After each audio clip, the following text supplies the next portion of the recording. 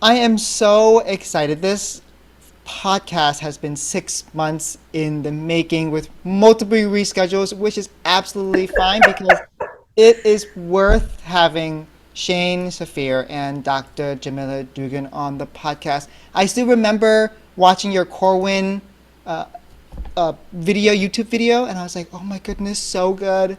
And I actually was talking to a very close colleague who is a fellow Corwin author. We both are. Um, she said, "Oh my goodness, I read their book and I couldn't stop reading and it was a transformational book." And she's one of the people who I'm like, whatever she says, I'm like, yeah, yep, okay. Whatever you do, I'll do it with you. And so I trust her a lot. And so you come with both such great praise. Welcome, Dr. Jamila Dugan, and welcome Shane Safir to the podcast. Thank you so much for having us. Yes, thank you. Would you situate us in your location, in your context, work context right now, just to give it a very quick current background? Oh, okay. So I'm Shane Safir. I'm really honored to be here to meet you and have this conversation today. I am currently located in Victoria, British Columbia, at the base of Vancouver Island, the traditional territories of the Lekwungen people. And I'm really excited to be here for the school year, though missing my younger child who's down in the Bay Area in Oakland, because I get to just learn a lot in partnership with educators in BC, which is one of the most progressive, forward-thinking, regions on the globe, on the planet, I think. And then I also continue to do a lot of work in the States with Jamila and around street data. There's just been a lot of demand for us to help folks build capacity to move through the book. So we have some things on the horizon. We're cooking up a new series right now. And yeah, just continuing to learn with folks as the model kind of unfolds in the field. And I am Jamila, Dr. Dugan as well. And I am in San Diego. I just moved from Philadelphia, San Diego, the land of the Kumeyaay people. And I am just really excited about the amount of work that we are doing around street data, helping folks really operationalize this model. But I'm really coming to folks having been a kindergarten teacher in both a Spanish immersion. I led a Mandarin immersion school, so multilingualism is extremely important to me. But I am also a mom with a brand new sixth grader. It's really hard for me. It's not for the faint of heart, this teen parenting thing. Gotta be Seriously. strong. Well, let's get started with a question here. Can you please both share a story that has shaped your practice from the field of teaching? Um, I love this question because we're such strong believers in story and story orientation for educators. And there's so many stories because I've been in the field for a quarter of a century, which every time I say that, I'm like, oh God, I'm so old. But the one that came to mind today is the story that actually is the beginning of chapter 5 of Street Data, which is from my early teaching career. So I was a high school teacher in San Francisco and then later in Oakland. And I got to help start this law academy program with Rex DeGia, an extraordinary teacher. And we were just passionate and kind of crazy. And, just were like, didn't really care about a lot of the rules and regulations. We just wanted to build this cool experience for kids. The summer after my first year of teaching, I met Lisa Arstia, who was teaching in a private school in Marin County. And we hatched this project together where we were going to have our students come together across these really different contexts and basically investigate equity in education. And it was probably to date the most profound professional experience I've ever had. It ended up being accidentally featured in an hour-long documentary. That wasn't like the intention, but this really amazing filmmaker came to share a film about her family's internment in American internment camps. And then I told her what we were doing. She was like, I'm looking for an educational documentary topic. Can we just come follow? So they picked one of my kids, Eyelid, and one of Lisa's kids. And anyway, I think I still carry that project in my heart. I connected with those students recently who are now in their late 30s and made a little follow-up kind of mini documentary about that I need to figure out how to release and share with folks. But two things that I can draw from that. One, I think, is this deep faith in the power of young people to change the world. when we give them the tools and the space and just the trust in their vision, they did stuff in the community. They advocated at school board meetings. They hosted a 300-person event. They just rocked out. Like, it was beyond. And I think the second piece for me that I still hold on to and hopefully shows up in the book is this deep belief in the power of learning experiences to transform the lives of young people. And so just the privilege of having been able to build something really different outside the walls of the classroom, collaborative across schools, and then talking to those students now 20 years later and hearing how it really shaped their lens on the world in many ways. Just that 1-2 month experience. It certainly changed me, and it felt like it really changed them as well. So it's just, that's what I'm holding and thinking about a lot right now. They'll always remember that experience. If they remember there's something that's special, they won't remember the lessons that we have, but that experience, that will always, the character changing experience. And I'm still trying to be a teacher like you who can create that experience for students. So. I bet you're doing it. Yeah, I think there's so many, as Shane said, there's so many experiences that are shaping us. And I feel like we are in this real time, like, well, this is actually shaping us. Wait, this experience we just had with our own kid. Wait, this other experience with, there's just so many things happening right now. But what really came to me today, especially with this particular podcast, is just the experience of having been in so many different, as some people would say, disparate learning environments. I think they've really shaped a very holistic understanding of what can happen, what does happen in schools. And so to be really specific about that, street data is about taking a fundamentally different approach to how we look at data. Well, I started in a school that was really focused on something in America called AYP, Adequate Yearly Progress, from No Child Left Behind. And when we started there, it was so easy to see beautiful children through a deficit lens. What do we need to do to hurry up and get back to AYP?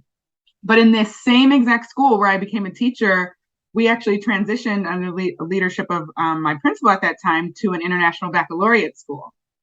And same school, same kids, pretty much the same staff, and the level of excitement and change that we saw around just like what we were trying to do with kids was just fundamentally different. Now, I was very lucky in my very first year to have an assistant principal who really like got me to pretty quickly helped me with pedagogy in a way that I don't think people always get to. I also had a wonderful mentor kindergarten teacher, but just being in that environment was really interesting, right? All Black children. But then I really wanted to see, there's all these conversations around low income schools that I felt like just was not like, it doesn't make sense to have that narrative. So I wanted to see what it looked like to be a leader in a high income school. So I was actually a school leader at a Mandarin immersion school.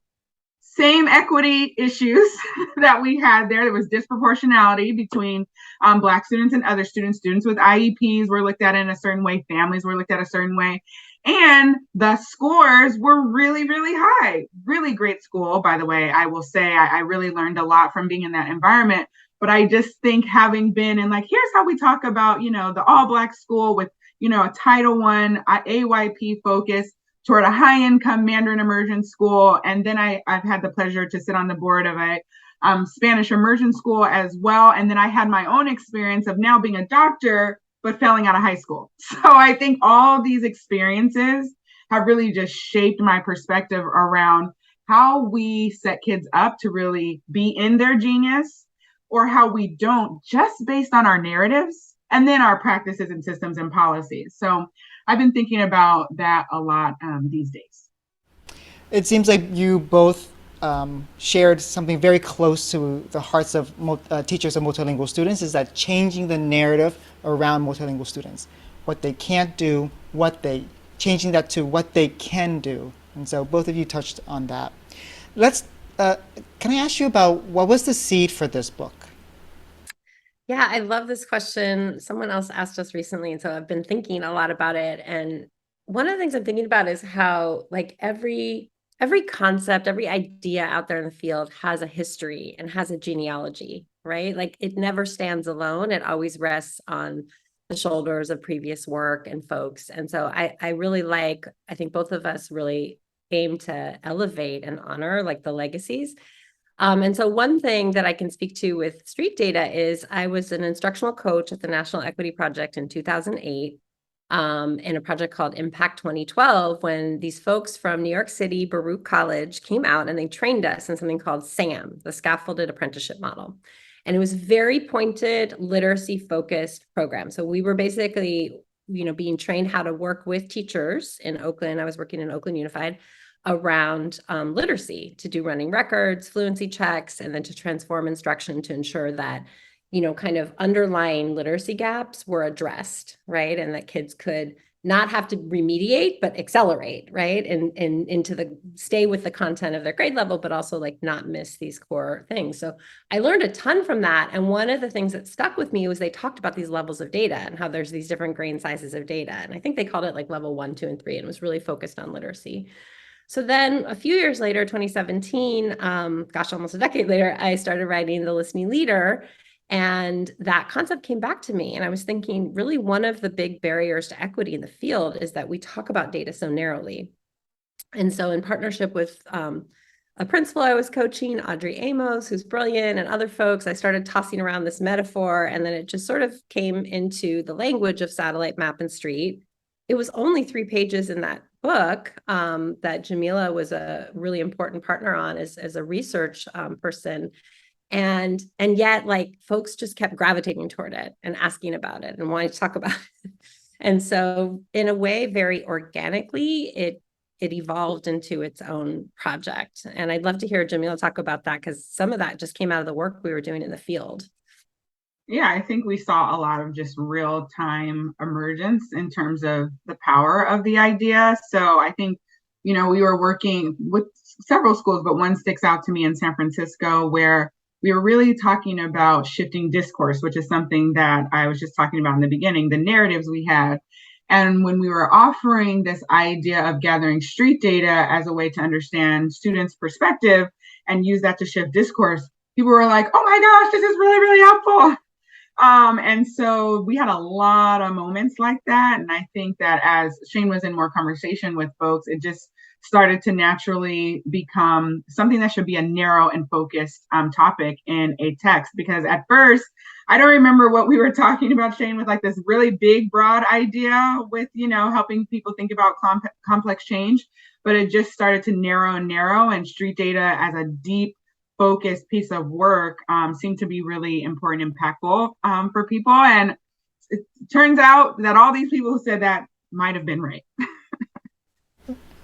And judging on the response on Amazon Review, it's definitely right. That we're happy that you took this metaphor and you expanded it out expanded out into a book. So let's talk about the different chapters. Chapter 1, can you talk about why it's so important to reimagine our ways of knowing and learning, especially for students who are BIPOC? Great. So, ways of knowing and being, why do we need to reimagine? So, first, I want to say, and I love that Zaretta Hammond does this all the time, this is not about just BIPOC students. It's really about all students. So, I just want to say that super high level, because sometimes people have this assumption that we're just trying to make sure that Black and Brown and other marginalized students are doing well, but really white students would really benefit from this recentering. So I just want to say that, right? But when we think about who's centered in the conversation of even just all education, right? It is not anyone who's Black, Indigenous, person of color, certainly isn't someone who is multilingual. It's definitely not someone who has an individualized education plan. And that's across the board. That harms every kid. But then it's a double whammy if you are pushed even more to the margins.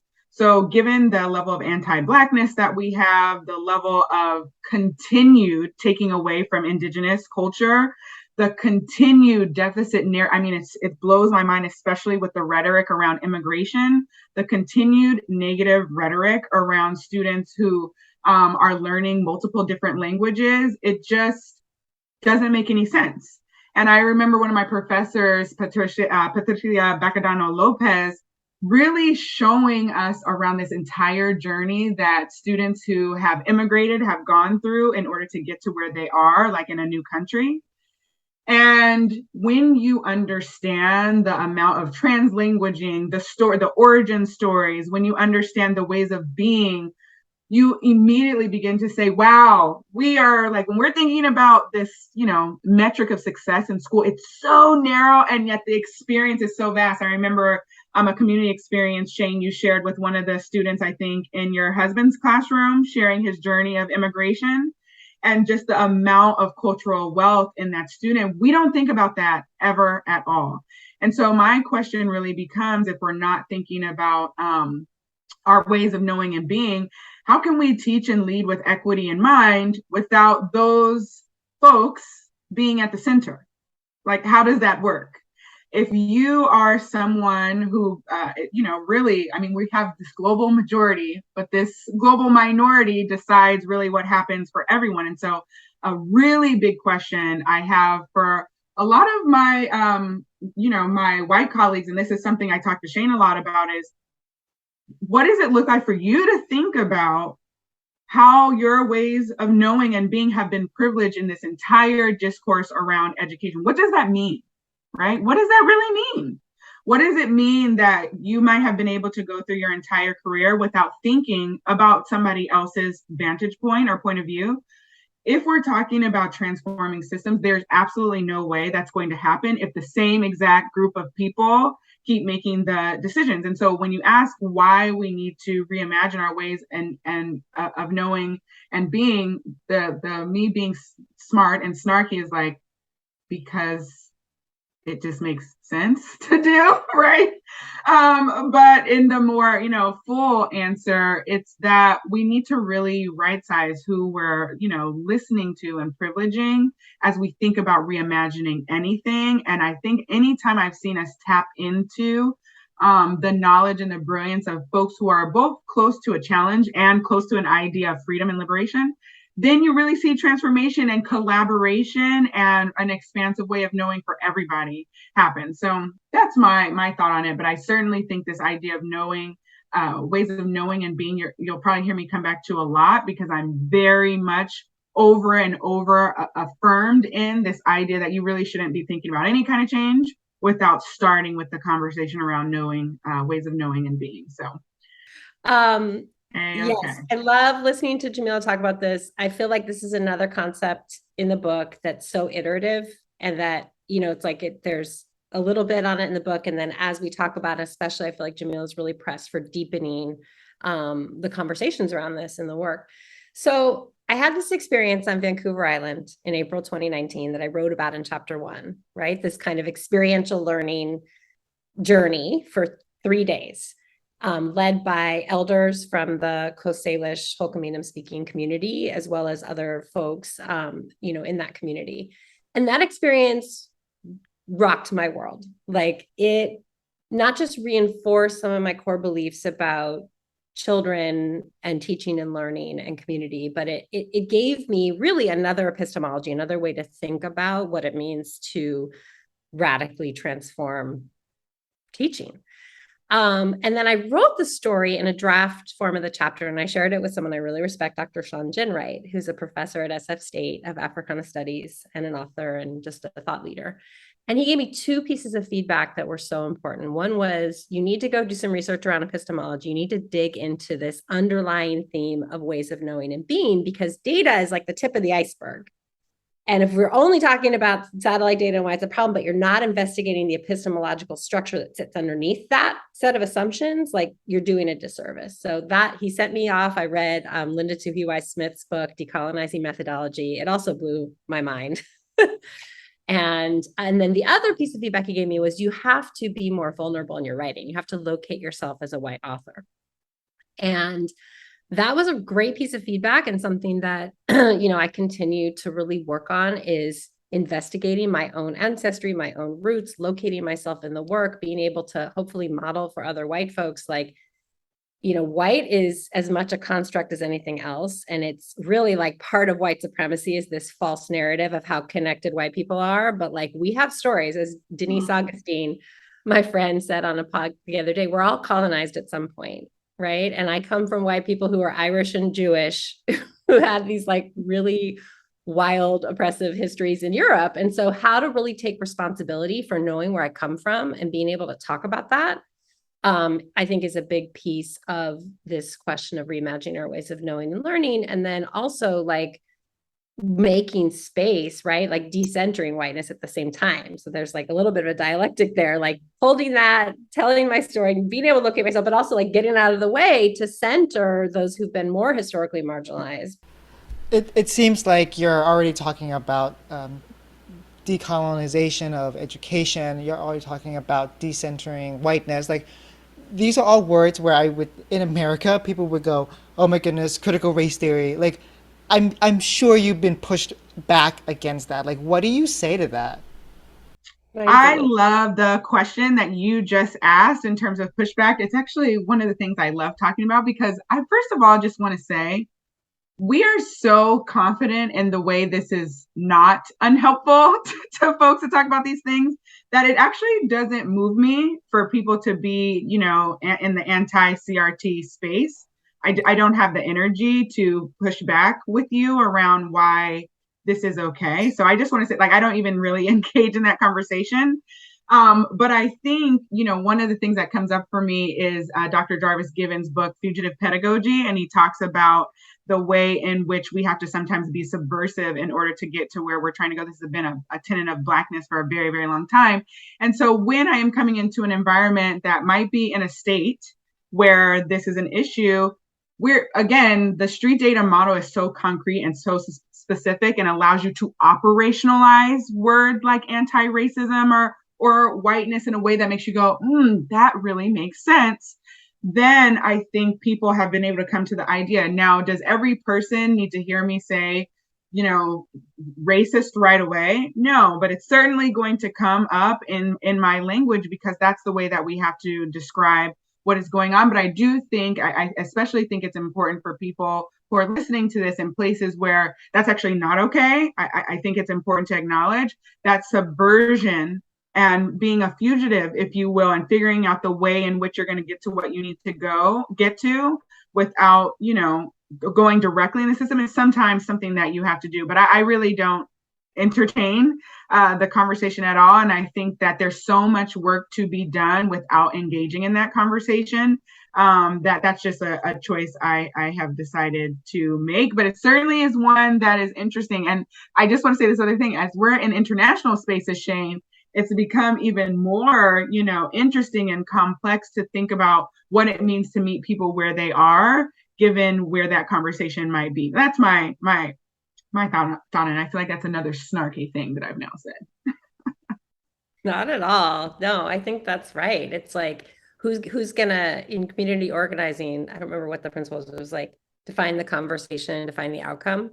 Like who gets to define the conversation? And if we enter all the time through this, you know, ideological lens of like, we can't talk about race and critical race theory and all of these red herrings, like then we let people have power who are just invested in the status quo. So I love when Jamila's like, I don't suffer fools around this. Like, we're not going to talk about this stuff because this is not the right conversation. And I think it's like really complex to figure out how to travel in some of these spaces that are more conservative in the US and like what we can and can't say, you know, and if we even want to do work in places where there's essentially gag orders. I'm talking about racism. May I just add this one other piece, Shane, around this that I just think is an important invitation is that the places where people are talking about anti-CRT, they don't bother me at all. I want us to get to a place where we can have open dialogue and conversation around all of this. And so I know some folks sometimes, you know, when I say I don't, you know, I'm not moved by it, it's not a shutting down. It's more of a like, that's not the thing we're going to work on together, right? We're going to talk about the needs. This is what street data is about. We're going to talk about the needs of the kids in your group, right? That's rural students in rural places too, right? And that, you know, that's just one example, but that's the conversation we want to have. And I think that's what street data helps us with. Right. Let's go back to your book about talking about needs for students. Chapter 2, can you talk to us about avoiding equity, shortcuts, traps, and tropes? Yeah, so we started with this really important idea around epistemology. And the person that actually introduced me to this idea was Dr. Muhammad Khalifa in his book around culture responsive leadership. And when I read his book, it was such a fundamental embodied difference that it made me say to myself, like, you can't just go and, want to operate differently and just think you're going to go and do that. And along with being really shaped around that a few years ago, I was in the field and seeing all these tremendous leaders who were trying to make change, but like it stopped before it even started. Or there's people who are really frustrated by some things that could be really addressed pretty quickly. And so, really, Traps and Tropes is both a rant and a love letter to educators who are trying to do things differently. And I say it's a love letter because I think sometimes we're scared to be aware of or talk about the things that are landmines and huge barriers to us being transformative, right?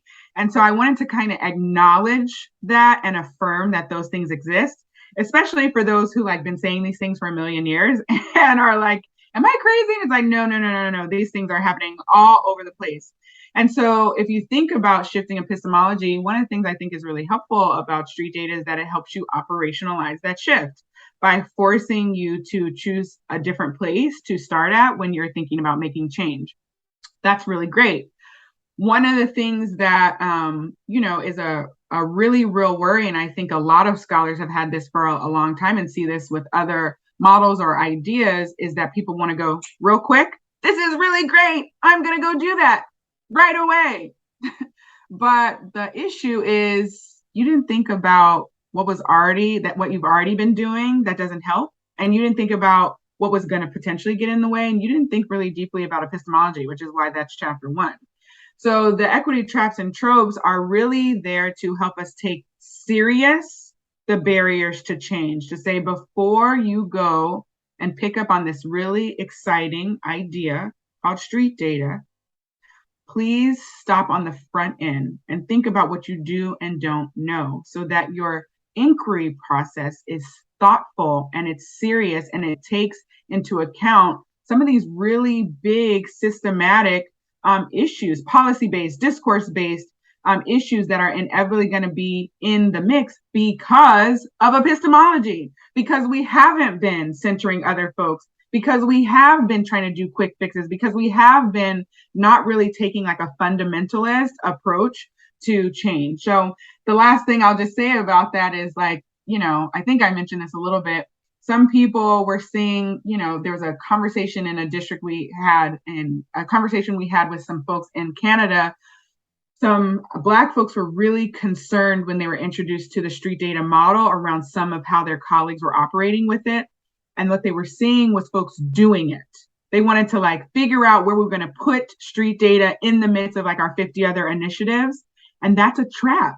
This idea that we're going to go and checklist this thing out, right? And so even now, even though it's been written, I just want to say like this is something this epistemology chapter and the traps and tropes chapter are really foundational for you to have awareness. And then throughout, trying to actualize the street data model, something for you to go back to, because there's just going to be so many barriers that we've seen many times before out there to come and get us and make this work, not get to where we want to go. So Before we go to part 2 of your book, which is about like the how of street data, how would you describe it to people who are absolutely new to the concept in like an elevator pitch or like in a succinct sentence? I'll just define it how we define it in our kind of keynotes and signature talks, which is the qualitative data that emerges at our eye level and on higher frequencies when we train our brains to discern it. So and I will only add that data is systematic and is something that is to be taken serious because it is available every single day. I mean, whoever decided on the title Street Data, it was just like a golden title. Like right away, you got it. It just like the shift. It's very similar to the shift of like, oh, English learners or multilingual learners. It's a totally different concept of focusing on centering English to saying, oh, students have multiple assets, like their languages. Right? And so when we think about street data, the title, like, oh, I'm looking at only at the data that students give me in their tests. Is that enough? And so, brilliant, brilliant title. Let's talk about part two. Um, so, how can street data drive equity? Can you talk about how we can center the voices of the people who are on the margins?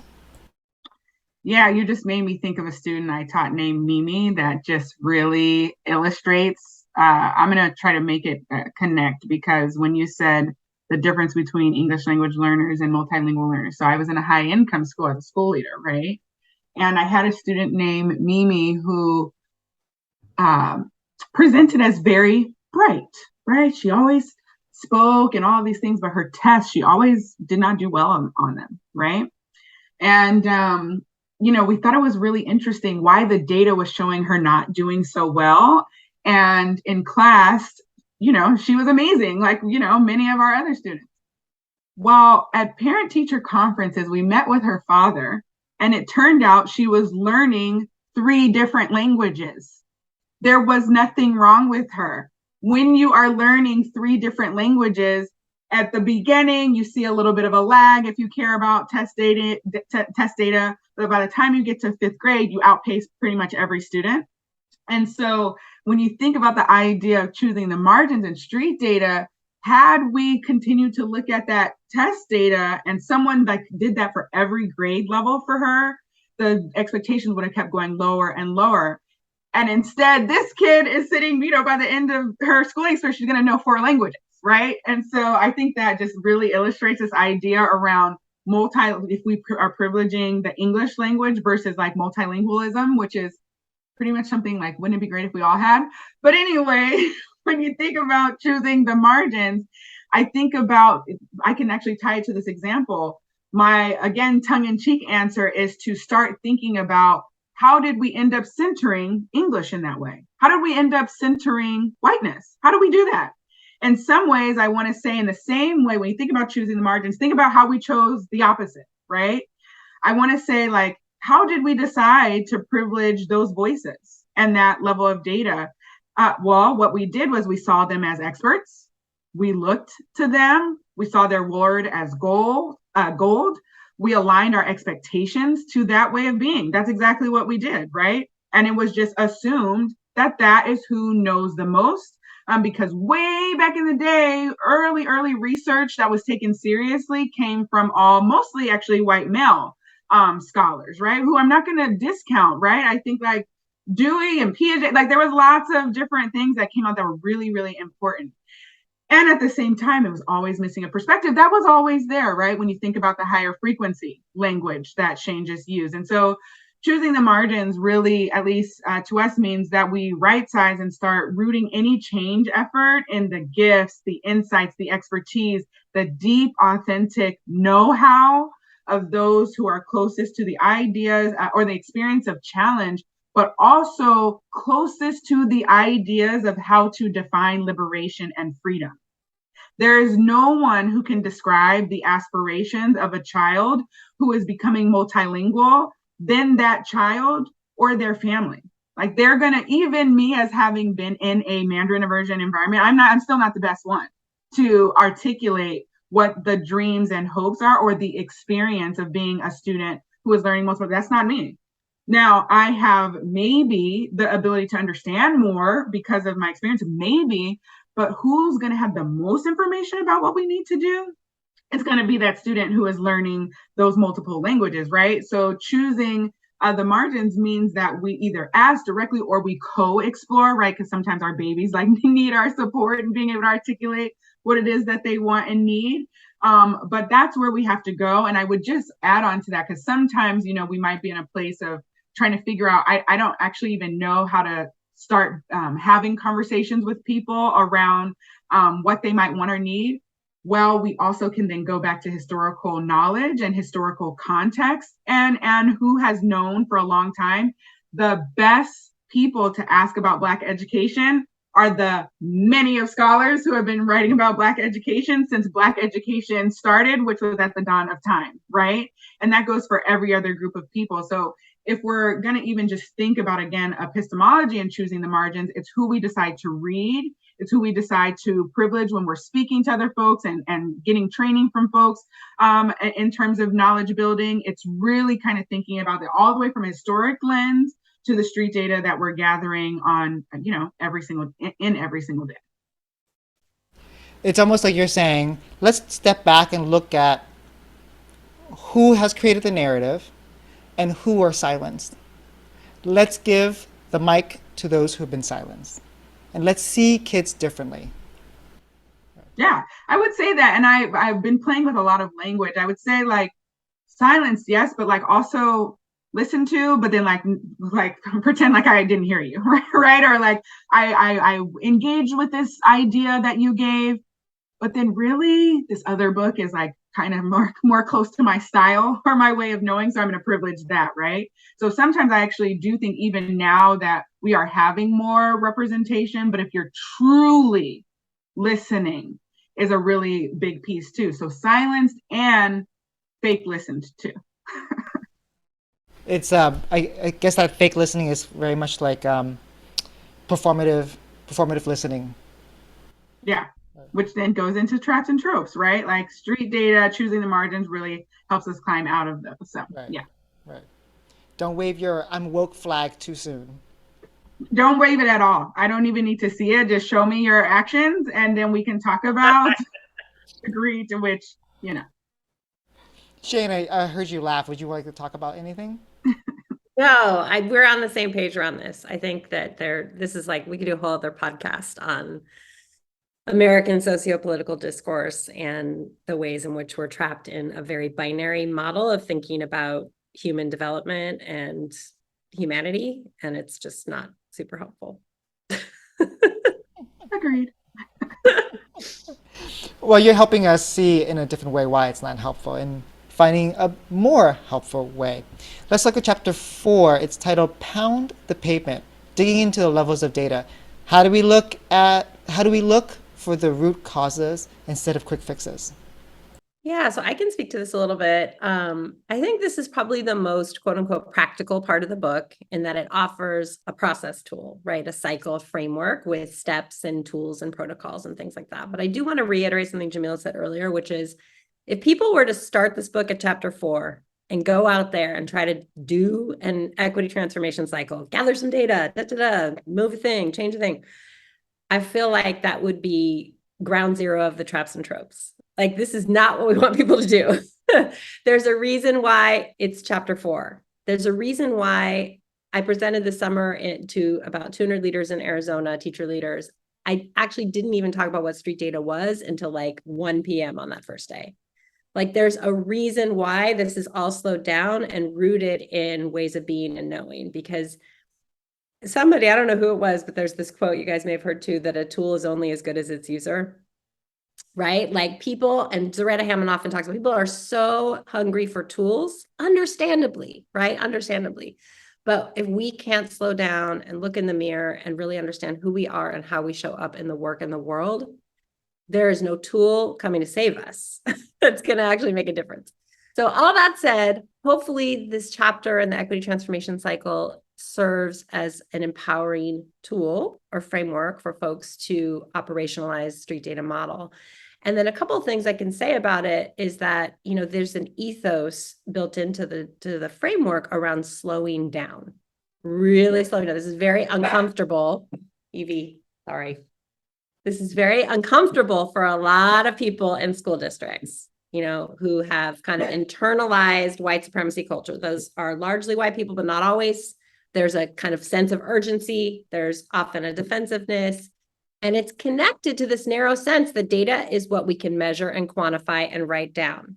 So I think part of what we're still unpacking and learning as we do this work is, what is this more expansive field of data, right? And what's the data you can't see, you can't touch, you can't write down, you feel when you walk into a room? Like, what's the classroom you want your own child to be in and why? That may not be quantifiable at all. So people got to slow down and really resist these impulses of like getting things done, measuring an incremental gain, these kinds of like test-driven traps and tropes, to use Jamila's language. And then I think second, as we expand or affirm our ways of being and knowing, we have to commit to actively go out there and gather street data and see that as part of our role and responsibility at every level of the system. We were in a conversation earlier today where it was like, yeah, principals and teachers can go gather street data, but district leaders will look at the satellite data.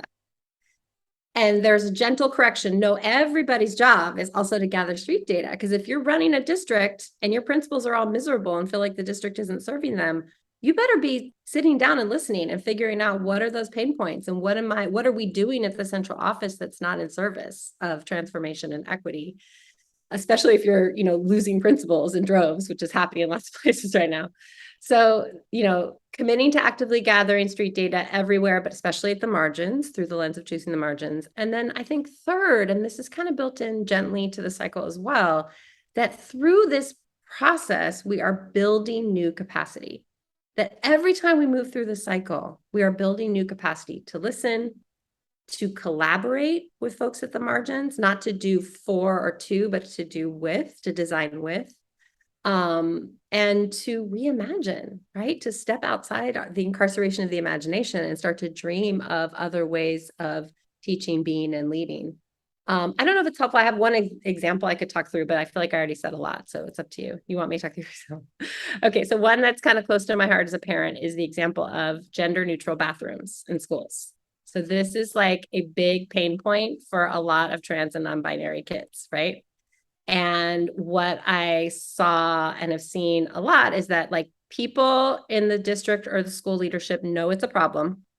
Like they know it's not working well, but it's like ringing your head. They just can't figure out how to change it. Well, we can't let kids into the staff bathrooms and we don't have enough bathrooms. We don't have enough security guards to unlock and there's like lots of excuses, right? For why. And what that leads to is incredibly dehumanizing experiences. Like for a lot of trans kids, you just don't go to the bathroom all day because it's not safe. Okay. And so if we were to use the equity transformation cycle to actually come at that challenge differently, the very first thing we would do is we would structure time, sacred time, to listen deeply to the students who are experiencing this and to ask them, what's it like to move through a day here? What are the barriers you're facing to the very human access issue of getting to the bathroom? How does it feel when you can't access a safe bathroom? How does it impact your learning? This is a pedagogical question. How does it impact your learning, right? And then we would slow down and we would take that data and uncover like, okay, what are we learning here? What new information is here? What are the root causes of this problem? How are we constrained by our own imaginations and how to solve this? And then ideally, and we're still working on how to train people on how to do this, but ideally we would then go back and we would design with the students we've listened to. We would create a new kind of design table or space, and we would say, let's solve this together. To do that, we have to share power. We have to believe we're not the only people with answers, and we have to be willing to get uncomfortable and change some things that may feel like, well, we can't do this or that. No, what do the students need? And we're going to design from that perspective and lens with them. So I hope that's a helpful example. It felt concrete to me. It came up for me this morning, and there's a million other examples. But Jamila, what would you add to this piece here?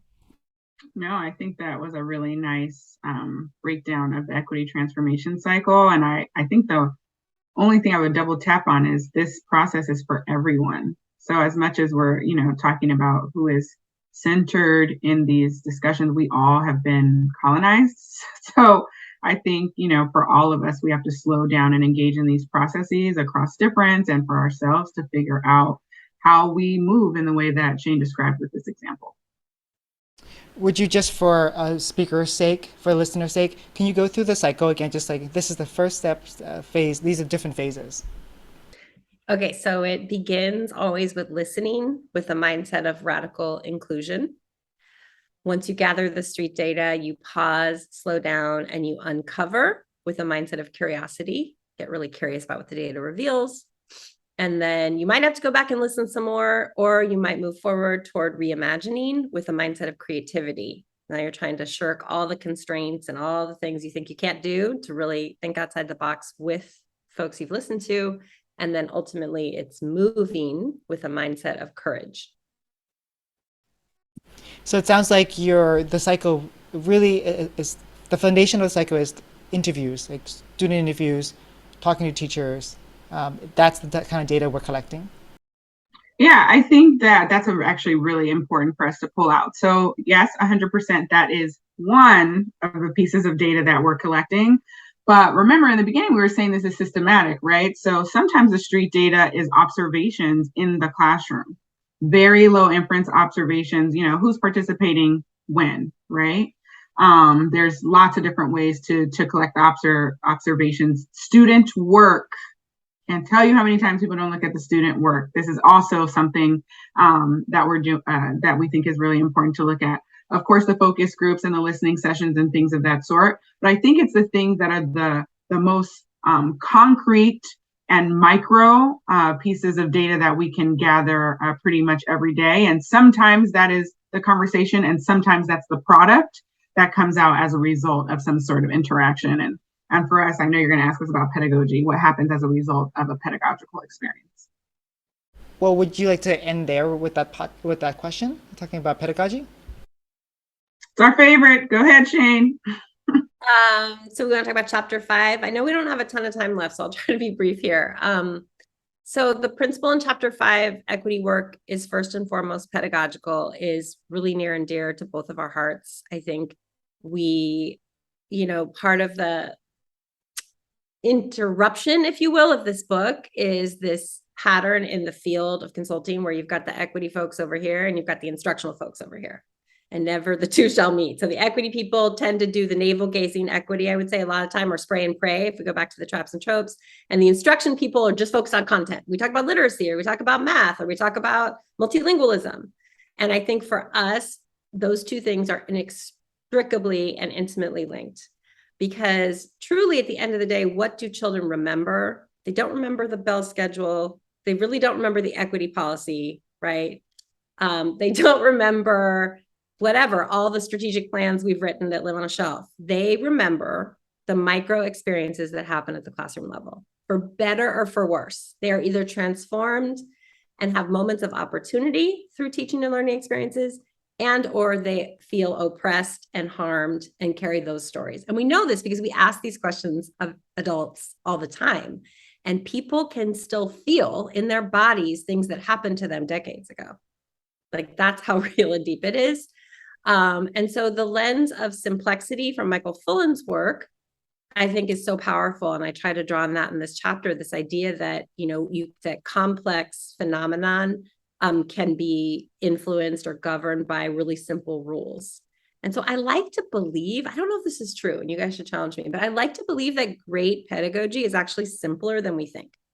That we have 5 million curriculum guides and pedagogical frameworks and all these things, but like, great teachers have been doing their thing forever in like Black schools in the South, in cities, in multilingual environments. Like, badass teachers have been around for a long time without all the fancy, bells and whistles. And so what I try to do in this chapter is encapsulate in these 6 simple rules of a pedagogy of voice, just some of these like guideposts, some of these ways of like really being like epistemologies in the classroom that might help us move away from this compliance-centered model of teaching toward one that is aligned with street data, which is the most important data in the room is student experience. The most important sound in the room is student voice.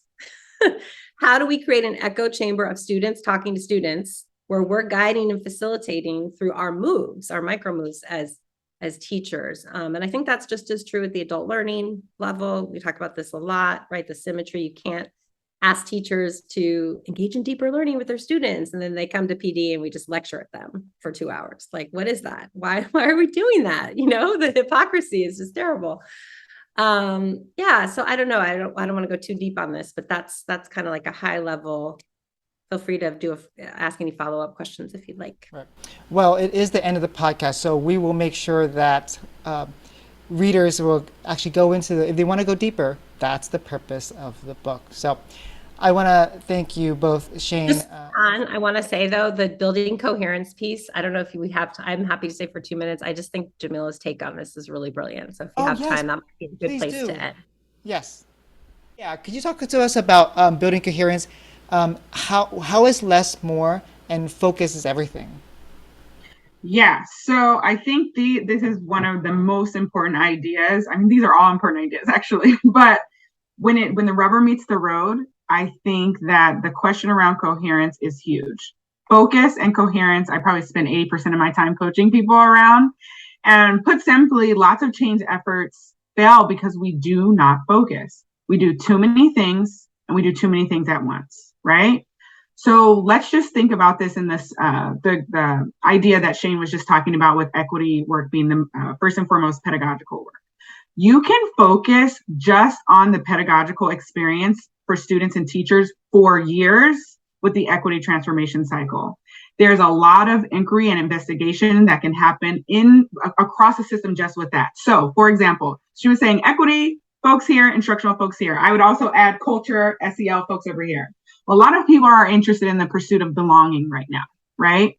But when they're in the pursuit of belonging, it often is about like belonging outside of the classroom. Like, what do you need in the most, high level sense, right? More clubs, more this, more that. But you can be really focused and just talk about a sense of belonging in the classroom space. And then when you're talking about professional learning, still sense of belonging in the classroom space along with pedagogy of voice, right? How does pedagogy of voice help with a sense of belonging, right? That's professional development for the teachers as well. Then at that point, I don't even think you need to talk about curriculum or a new literacy initiative or whatever the 50 million other things you were talking about. This goes for students who are learning a different language, a new language, students with an IEP.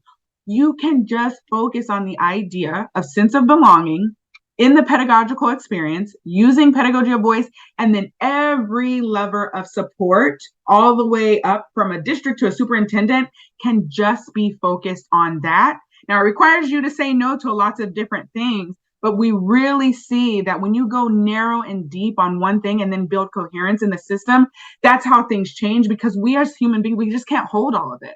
There's just no way. So you see, I start to get really emphatic about this idea because coherence, I think we're seeing time and time and time again, Shane, that if you do not have that, it's really for naught. It's just like another good idea or input or initiative that then gets spread across every other thing that I'm doing.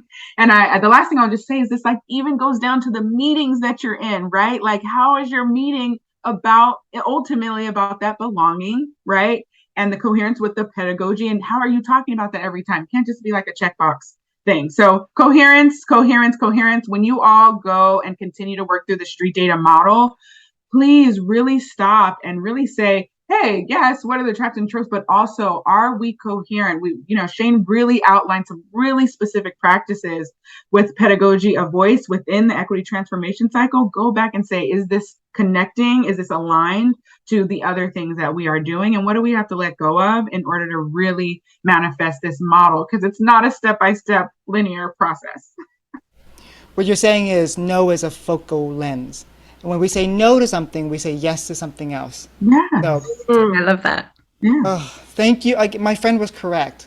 This book is transformational, and the way that you talked about it is transformational. Thank you. I'm happy that I got to press some of your buttons because I could see both your energy come out and be like, listen. Yeah, good questions, Todd. Yeah, I good appreciate your questions. And thank you for your dog children for making cameos on the podcast as well. I'm so sorry, guys. This dog is too much for me. It's wonderful to meet you. Please share the pod when it comes out with us, and we'll amplify it too. Yes, thank you so much. It's been a pleasure talking with you. It's been my honor. Thank you.